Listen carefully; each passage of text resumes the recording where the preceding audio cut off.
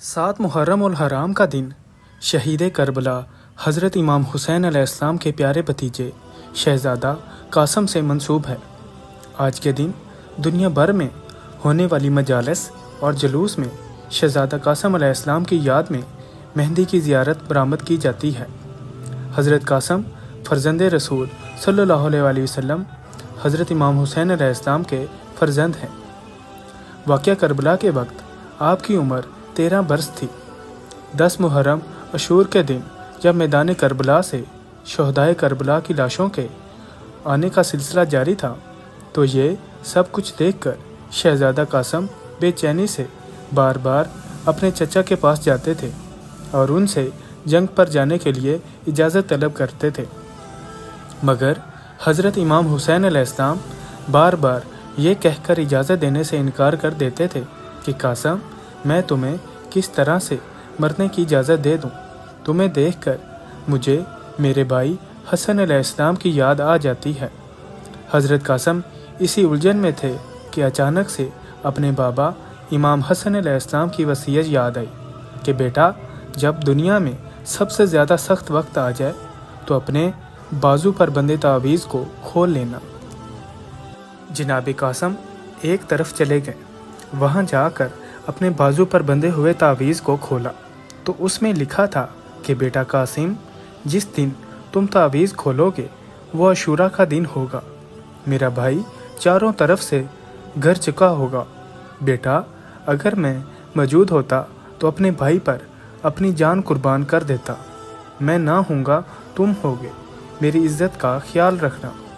جس وقت جناب قاسم نے یہ پڑھا تو اس خط کو لے کر خوشی سے چچا کی طرف دوڑتے آئے اور کہا، چچا جان، اب ذرا یہ خط تو دیکھ لیجئے، میں کیا کروں، کس طرح نہ جاؤں میدان میں؟ میرے بابا کی وصیت ہے جو مجھے آج معلوم ہو رہی ہے۔ امام حسین علیہ السلام نے بھائی کا خط پڑھا اور بھائی کی محبت یاد آ گئی۔ آپ نے حضرت قاسم کو سینے سے لگایا اور دونوں چچا بھتیجے ایک دوسرے سے گلے لگ کر کافی دیر تک روتے رہے، حتیٰ کہ تاریخ مقطع لکھتی ہے کہ دونوں اتنا روئے کہ بے ہوش ہو کر گر پڑے۔ اس موقع پر امام حسین علیہ السلام نے اپنے بھتیجے سے ایک سوال پوچھا کہ قاسم، تمہارے نزدیک موت کیسی ہے؟ تو اس پر حضرت قاسم نے جو جواب دیا وہ تاریخ کا حصہ بن گیا۔ حضرت قاسم علیہ السلام نے کہا کہ چچا جان، میرے لیے موت شہید سے بھی زیادہ میٹھی ہے۔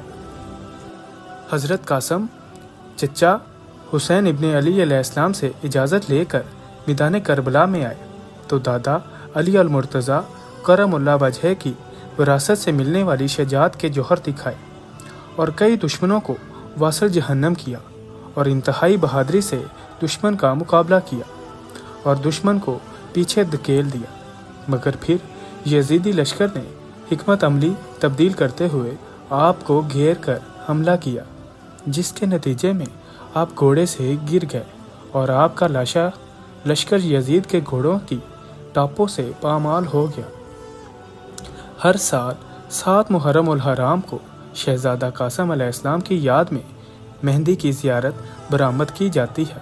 علماء اور ذاکرین مجلس میں حضرت قاسم علیہ السلام کی شہادت کے مسائل پڑھ کر انہیں خراج عقیدت پیش کرتے ہیں۔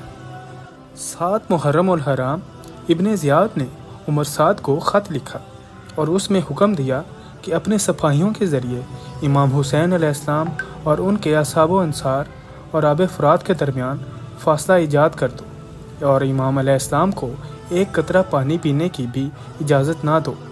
خط پڑھتے ہی عمر سعد نے عمر بن حجاج کو 500 سوار کے ساتھ فرات کے کنارے تعینات کر دیا اور امام حسین علیہ السلام اور آپ کے اصحاب کو پانی سے محروم رکھا۔ یہ غیر انسانی رفتار امام حسین علیہ السلام کی شہادت سے 3 دن پہلے دیکھنے میں آئی۔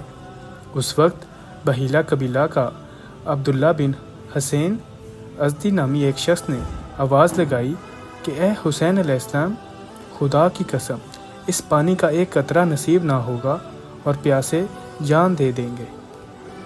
امام حسین علیہ السلام نے فرمایا، خدایا اسے یہاں ہلاک کر دے اور کبھی اپنی رحمت اس کے شامل حال نہ فرما۔ حمید بن مسلم کہتا ہے، خدا کی قسم اس گفتگو کے بعد اس سے ملنے گیا تو دیکھا کہ وہ بیمار ہے۔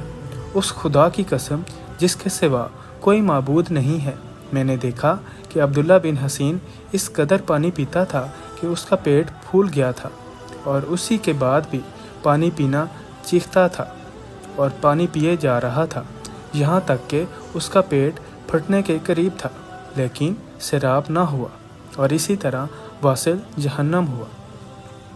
دنیا میں جانوروں پر کوئی پانی بند نہیں کرتا اور نہ پانی بند کرنے کی دھمکی دیتا ہے، لیکن یہ بھوکے بھیڑیے، درندہ صفت انسان، حیوانیت کے پتلے، رحمت الہی سے دور شیطان نے انسانیت کا گلا گھونٹ دیا۔ زبان پر لا الہ الا اللہ اور قرآن کی آیت کی تلاوت اور محافظ قرآن پر مصائب و الام کے پہاڑ توڑ رہے تھے۔ ان کو نہ اسلام سے کوئی سروکار تھا، نہ قرآن پر ان کا کوئی عقیدہ تھا۔ یہ انسان کی شکل میں جنگلی درندے تھے، یہ انسانیت پر بدنما داغ اور دھبا تھے۔